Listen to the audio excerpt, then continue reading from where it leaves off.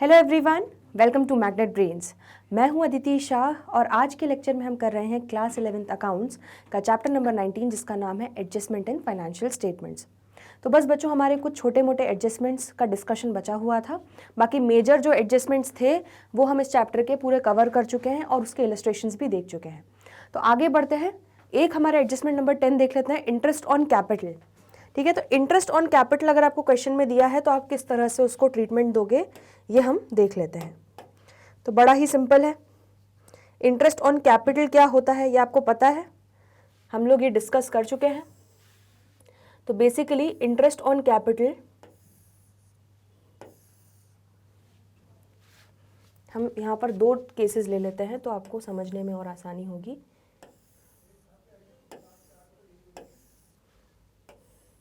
Interest on capital क्या होता है बच्चों? इंटरेस्ट ऑन कैपिटल ये होता है कि हमारा जो प्रोप्राइटर है या जो ओनर है वो कैपिटल लेके आता है बिजनेस के अंदर। ठीक है, वो कैपिटल लेकर आता है तो उसने एक तरीके से उधारी दी हुई है बिजनेस को। ठीक है, लोन दिया हुआ है, और जिस तरह से हम लोन पे इंटरेस्ट देते हैं उसी तरह जो बिजनेस है वो एक तरीके से प्रोप्राइटर को अलग मानता है और वो ऐसा मानता है कि उसने प्रोप्राइटर से लोन लिया है और वो उसको उस पर इंटरेस्ट दे रहा है। ठीक है, तो that is interest on capital. अब आपका क्वेश्चन में कैसा रहेगा वो एक बार आप देख लीजिए।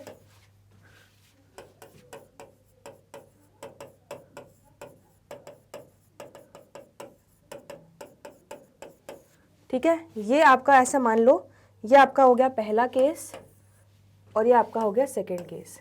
ठीक है, तो दोनों केसेस में कब क्या क्या होगा, सपोज पहला केस लेते हैं बच्चों। तो यहां पर हमें दिया हुआ है, आपको दिया रहेगा कैपिटल। ठीक है, कितना? सपोज 1 लाख। आपको ट्रायल बैलेंस में कैपिटल दिया हुआ है और यहां पे एडजस्टमेंट में लिख दिया गया है इंटरेस्ट ऑन कैपिटल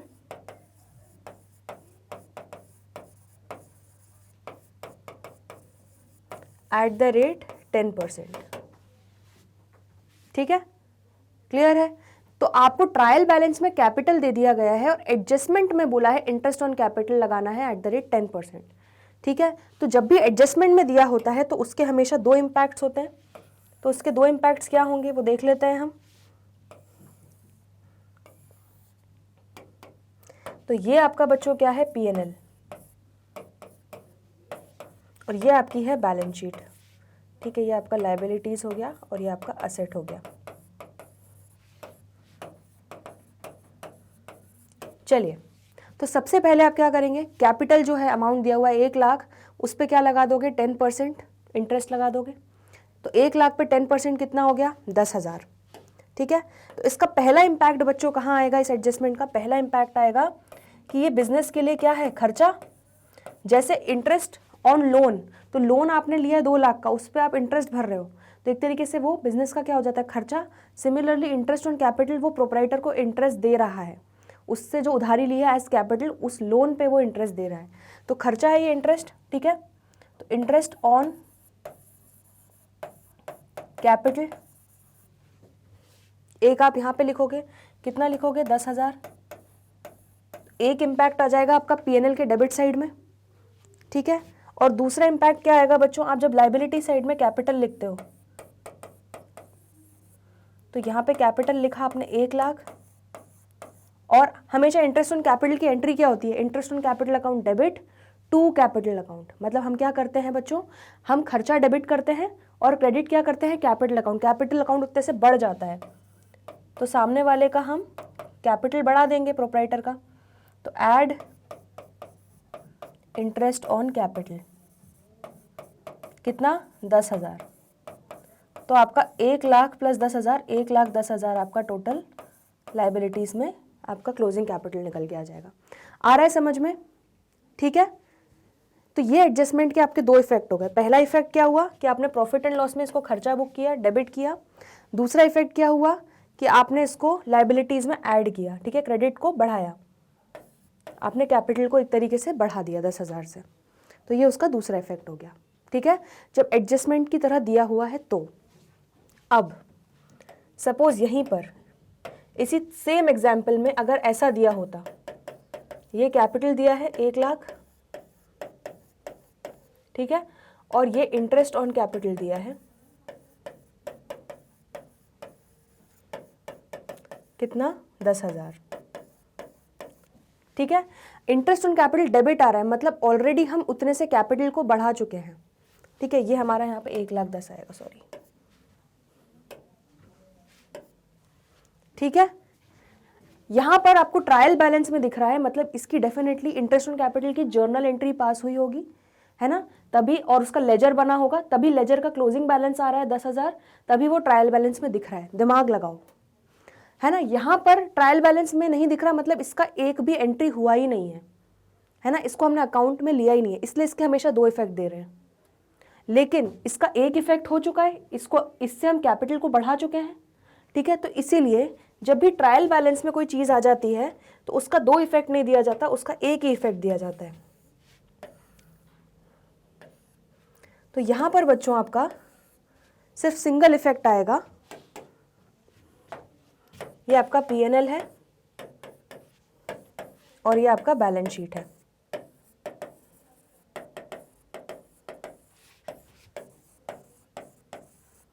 ठीक है। तो बस आप कुछ नहीं करोगे, सीधे P&L में ये जो इंटरेस्ट ऑन कैपिटल का खर्चा डेबिट है 10,000, इसको मार के लेके जाओगे और यहाँ पे लिख दोगे टू इंटरेस्ट ऑन कैपिटल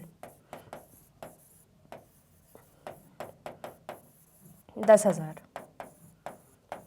ठीक है।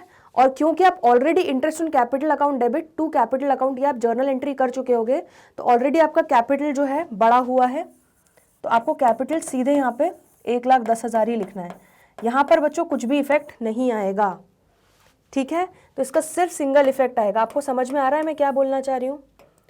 तो बेसिकली इस वाले केस में आपको interest on capital account debit to capital account करना पड़ रहा है एंट्री, ठीक है। उसके बाद उसके इसलिए आपको 2 तरफ से एडजस्टमेंट करने पड़ रहे हैं, ठीक है। P&L में भी डेबिट करना पड़ रहा है और यहाँ पर कैपिटल को भी बढ़ाना पड़ रहा है, लेकिन यहाँ पे ऑलरेडी ये हमारी एंट्री हो चुकी होगी, interest on capital account debit to capital account, ठीक है। इसीलिए ऑलरेडी हमारा कैपिटल अकाउंट इस इंटरेस्ट के अमाउंट से बढ़ चुका होगा, ठीक है। तभी हम, इसलिए इसको हम कैपिटल अकाउंट को यहाँ बैलेंस शीट में दूसरा इफेक्ट नहीं देते, नहीं बढ़ाते हैं, सीधे हम P&L अकाउंट में बस एक बार उसको, क्योंकि खर्चा है तो सारे खर्चों को हम मार के लेके जाते हैं कहाँ पे, P&L में, ठीक है। तो बस वो खर्चे को मारने की एंट्री हो जाएगी, that is P&L account debit to interest on capital. आ रहा है समझ में? यहाँ पे वो दोनों एंट्री करनी पड़ रही है और यहाँ पे एक एंट्री ऑलरेडी हो चुकी है आपकी, वो आपका इसलिए ट्रायल बैलेंस में आया है, दूसरी एंट्री नहीं हुई है, तो बस उसका आपको इम्पैक्ट देना है P&L में। क्लियर हो रहा है? जब भी एडजस्टमेंट दिया हो, बस ऐसे याद रखो, जब भी एडजस्टमेंट में दिया है तो 2 इम्पैक्ट आएगा, और जब भी ट्रायल बैलेंस में दिया हो तो हमेशा एक इम्पैक्ट आएगा। इंटरेस्ट ऑन कैपिटल अगर एडजस्टमेंट में दिया है तो P&L में भी आएगा और बैलेंस शीट में ऐड होगा कैपिटल में, और अगर ट्रायल बैलेंस में आ रहा है, नीचे एडजस्टमेंट में नहीं आ रहा, तो मतलब ऑलरेडी कैपिटल को उससे बढ़ा चुके हो, तो बैलेंस शीट में उसका इम्पैक्ट नहीं आएगा, ठीक है। सिर्फ उसका इम्पैक्ट आएगा P&L अकाउंट में, बस खर्चे को हम ट्रांसफ़र करने की एंट्री कर देंगे। क्लियर है?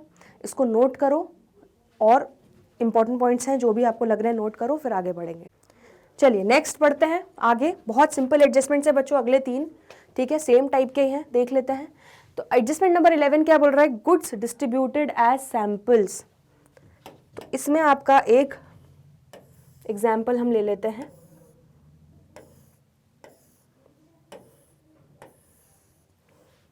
यह आपका ट्रायल बैलेंस दिया हुआ है, ठीक है। इसमें सपोज आपको क्या दिया हुआ है बच्चों? परचेजेस।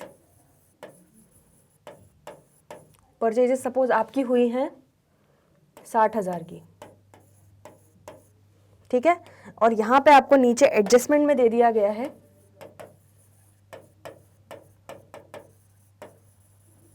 एडजस्टमेंट में क्या दिया गया है आपको कि goods of ₹5,000 distributed as samples, ठीक है। तो बच्चों 60,000 के परचेजेस हुए थे, इनमें से 5,000 के जो गुड्स थे वो हमने एज सैंपल्स डिस्ट्रीब्यूट कर दिए, मतलब उसकी हमारी एंट्री नहीं हुई है, तभी वो ट्रायल बैलेंस में नहीं आया है, तभी अलग से एडजस्टमेंट दिया हुआ है नीचे। और जब भी एडजस्टमेंट नीचे दिया हुआ होता है तो उसके 2 इफेक्ट्स होते हैं, ठीक है, कहीं ना कहीं। एक डेबिट इफेक्ट और एक क्रेडिट इफेक्ट। चलो, तो अब बच्चों आपको ये पता है कि जब भी हमारा ये चीज़ का होता है, इसका जर्नल एंट्री क्या होता है। इसका जर्नल एंट्री हमेशा क्या होता है, हमारा सेल्स प्रमोशन एक्सपेंस या एडवर्टीजमेंट एक्सपेंस ले लो, उसको ज़्यादा इजी है। एडवर्टीजमेंट एक्सपेंस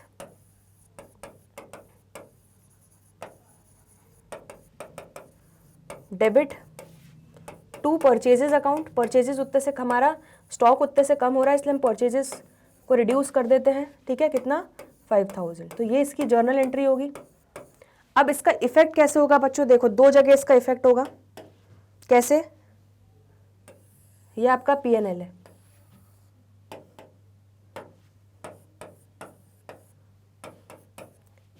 ठीक है। तो या तो सबसे पहले आप क्या करोगे, एक तो आपका क्या हो जाएगा, एडवर्टीजमेंट एक्सपेंस अकाउंट डेबिट, है ना, खर्चा हो रहा है आपका, और फिर आप खर्चे को कहाँ लेके जाते हो, P&L के डेबिट साइड में। तो या तो आप टू एडवर्टीजमेंट, ये तो आपको करना ही है, एक खर्चा तो आपको सारे मार के लेके जाने ही है P&L में, ठीक है। तो ये वाला तो आप 5000 लेके जाओगे ही, तो ये एक आपका एक इफेक्ट तो होगा। अब इसका दूसरा इफेक्ट बच्चों, दूसरा इफेक्ट भी P&L में ही होगा। जनरली आपने देखा है कि एक इफेक्ट P&L में होता है, एक इफेक्ट बैलेंस शीट में होता है, बट इसके दोनों इफेक्ट जो है वो P&L में ही आएंगे, ठीक है। तो एक आपका जो डेबिट इफेक्ट है वो कहाँ आएगा, वो कैसे आएगा, टू एडवर्टीजमेंट एक्सपेंस। अब जो क्रेडिट इफेक्ट है वो कैसे आएगा, देखो, या तो आपके पास ऑप्शन है, या तो आप परचेजेस जो दिया हुआ है, टू परचेजेस 60,000, इसमें से आप माइनस करके दिखा दो कि गुड्स डिस्ट्रीब्यूटेड एज सैंपल्स, ठीक है, कितना 5000। तो ये आपका कितना बचा 55,000। या तो आप यहाँ पे माइनस करके परचेजेस में से डायरेक्टली बता दो, जो कि हम कर रहे हैं, परचेजेस को रिड्यूस कर रहे हैं बच्चों। या इसको माइनस नहीं करना है तो आप उसको क्रेडिट साइड पे दिखा दो, ठीक है। या तो इसको आप यहाँ पे भी दिखा सकते हो, तो वो आपकी चॉइस है, ठीक है। या तो आप, ये हमारा सॉरी ट्रेडिंग और P&L अकाउंट होगा, क्योंकि परचेजेस हमारा कहाँ आता है, ट्रेडिंग में, है ना। तो ट्रेडिंग और P&L अकाउंट में हमारा इफेक्ट आएगा पूरा।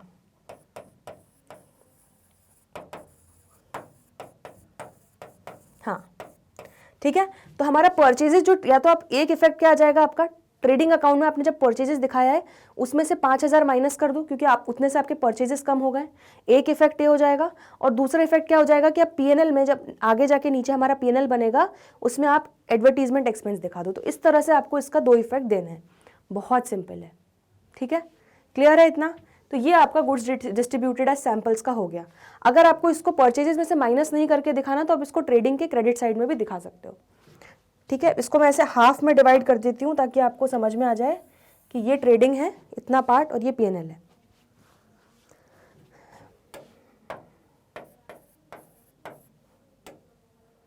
तो आपको ऐसे ज़्यादा क्लियर हो जाएगा।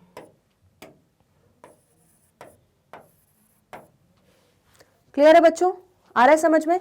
चलिए इसको नोट कीजिए।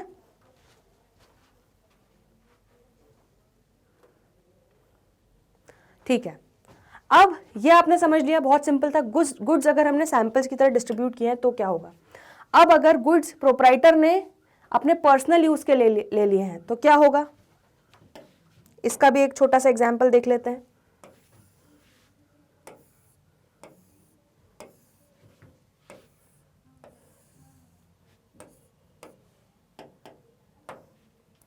ठीक है, ये हमारा है trial balance.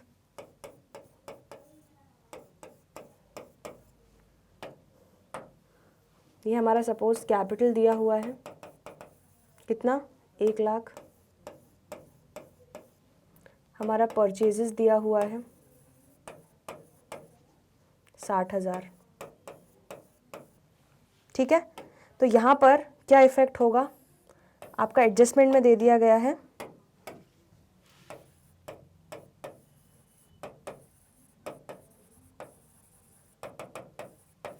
Goods of ₹5,000 taken by proprietor for personal use. तो इस तरह से अगर आपको नीचे एडजस्टमेंट दिया है, मतलब हमने इसकी एंट्री नहीं करी है तभी उसको एडजस्टमेंट्स में आ रहा है, अगर एंट्री की होती तो यहाँ पे ऊपर हमारा आ जाता है वो ड्राइंग्स में, ठीक है, लेकिन नहीं दिया हुआ है। चलो तो यहाँ पर एक काम करते हैं बच्चों, यहाँ पर हमारा ये ट्रेडिंग अकाउंट है, हमारी इसकी जर्नल एंट्री क्या होती है, जब भी हम ये करते हैं इसकी जर्नल एंट्री क्या होती है, ड्राइंग्स अकाउंट डेबिट, मतलब ड्राइंग्स अकाउंट को डेबिट कर रहे हैं मतलब हमारा कैपिटल रिड्यूस हो रहा है, ठीक है, टू परचेजेस, हमारी परचेजेस भी रिड्यूस हो रही हैं, कितनी 5000 से। तो अब ट्रेडिंग अकाउंट में पहला इफेक्ट क्या होगा बच्चों इसका, ये आपका हो गया ट्रेडिंग अकाउंट और ये हो गई आपकी बैलेंस शीट। आप खुद अपना लॉजिक लगाओ, देखो आपको कितनी इजीली समझ में आएगा। वैसे अभी तक आपके दिमाग में क्लिक हो जाना चाहिए था, ठीक है। सबसे पहला इफेक्ट क्या आएगा कि आप यहाँ पे टू परचेजेस, जो पिछली बार भी कर रहे थे हम, जो टू परचेजेस लिखा है आपने कितना 60,000, उसमें से आप यहाँ से माइनस कर दो goods taken for personal use, कितना 5,000, तो आपका बाहर कॉलम में आ जाएगा 55,000, ये आपकी परचेजेस में से माइनस हो गया, तो ये आपकी नेट परचेजेस आ गई, ठीक है, क्लियर है इतना। तो एक इफेक्ट आपका ये हो जाएगा।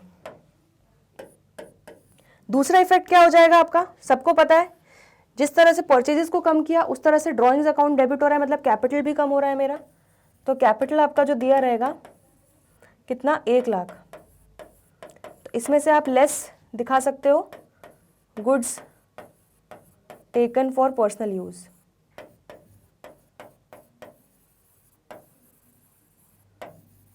ठीक है, ये आपका एक तरीके से ड्राइंग्स ही है। तो यहाँ पे क्या हो जाएगा, कैपिटल कितना बचेगा 95,000, आ रहा है समझ में। तो पहला इफेक्ट क्या हो जाएगा कि परचेजेस को रिड्यूस करना है ट्रेडिंग अकाउंट में, और दूसरा इफेक्ट क्या हो जाएगा, कैपिटल को रिड्यूस करना है लायबिलिटी साइड में बैलेंस शीट में उतने से। क्लियर है इतना, ठीक है। ये तो आप जर्नल एंट्री आपको इसका खुद क्लिक हो जाएगा, तो उससे आपको समझ में आ जाएगा कि आपको इसको क्या इफेक्ट देना है, नोट करो इसको। चलिए इसका नेक्स्ट अब देख लेते हैं, goods distributed among staff for staff welfare. तो कई बार बच्चों क्या होता है कि बिजनेस में स्टाफ वेलफेयर के लिए कुछ गुड्स बांट दिए जाते हैं, ठीक है, स्टाफ में वो गुड्स, एम्प्लॉयज़ में हमारे गुड्स बांट दिए जाते हैं, ठीक। तो इसका जैसे एक बहुत ही सिंपल है, इसका भी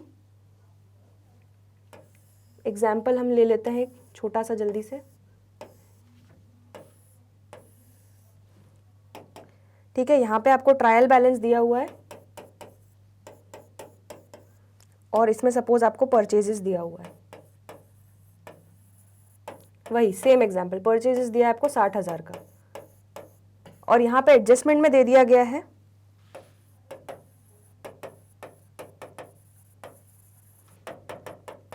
goods of ₹5,000 distributed amongst staff, ठीक है। इस तरह से आपको कुछ एडजस्टमेंट दे दिया गया है कि 5,000 रुपये के गुड्स जो हैं वो हमने स्टाफ में बांट दिए हैं, ठीक है। तो इसकी एंट्री क्या होती है, इसकी एंट्री भी हम देख चुके हैं बच्चों, क्या होगा, स्टाफ वेलफेयर एक्सपेंस, खर्चा डेबिट करेंगे,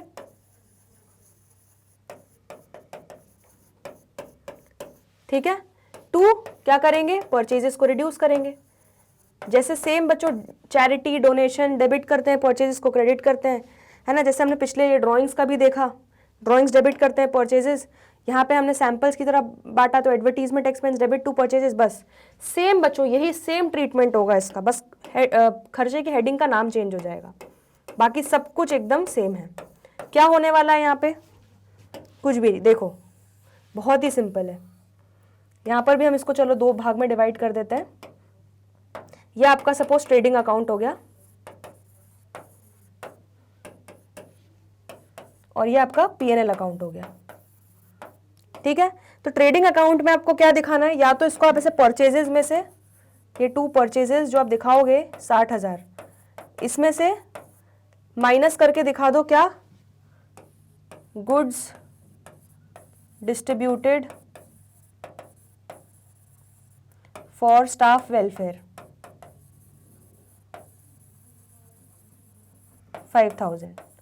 तो इस तरह से दिखा दो, ठीक है। पहला इफेक्ट तो आपको ये देना है कि ट्रेडिंग अकाउंट में आपको इसको परचेजेस से रिड्यूस करना है, या इसको आप क्रेडिट साइड पे भी दिखा सकते हो, है ना। या तो यहाँ पे माइनस करके दिखा दो डेबिट साइड में परचेजेस में से, या इसको क्रेडिट साइड पे दिखा दो, वो आपका चॉइस है, ठीक है। सेकेंड इफेक्ट क्या होगा? सेकेंड इफेक्ट होगा कि हम खर्चा बुक करेंगे कहाँ पर? P&L में, टू स्टाफ वेलफेयर एक्सपेंस 5000, ठीक है। इसका सेकेंड इफेक्ट हो जाएगा ये। क्लियर है? बिल्कुल उसी की तरह है बच्चों एडवर्टीजमेंट, बस यहाँ पे एडवर्टीजमेंट एक्सपेंस की जगह क्या हो जाएगा? Staff welfare expense. बाकी बिल्कुल सेम वैसा ही है, परचेजेस में से माइनस करना है और नीचे खर्चे की तरह P&L में दिखाना है। आ रहा है समझ में? क्लियर हो गया? तो ये हमारा हो गया एडजस्टमेंट नंबर 13। इसको भी नोट कर लो, ये आखिरी एडजस्टमेंट था। इसके बाद बच्चों जो एबनॉर्मल लॉस वगैरह का जो दिया हुआ है आपको, एबनॉर्मल और एक्सीडेंटल लॉस, ये हम क्वेश्चंस करते हुए समझेंगे तो वो आपको ज़्यादा इजीली समझ में आएगा, ठीक है। बाकी हम सारे एडजस्टमेंट, एक एक एडजस्टमेंट इस क्वेश्चन का, इस चैप्टर का हम अच्छे से डिटेल में कवर कर चुके हैं और डिस्कस कर चुके हैं। आई होप आपको अच्छे से सारे कॉन्सेप्ट समझ में आ गए हैं। तो इस चैप्टर के सारे कॉन्सेप्ट्स कंप्लीट हो चुके हैं और लगभग आधे इलस्ट्रेशंस भी कंप्लीट हो चुके हैं। अब जो बचे हुए इलस्ट्रेशंस हैं वो हम करेंगे नेक्स्ट लेक्चर में। तो जल्दी मिलते हैं ब्रेक के बाद, तब तक के लिए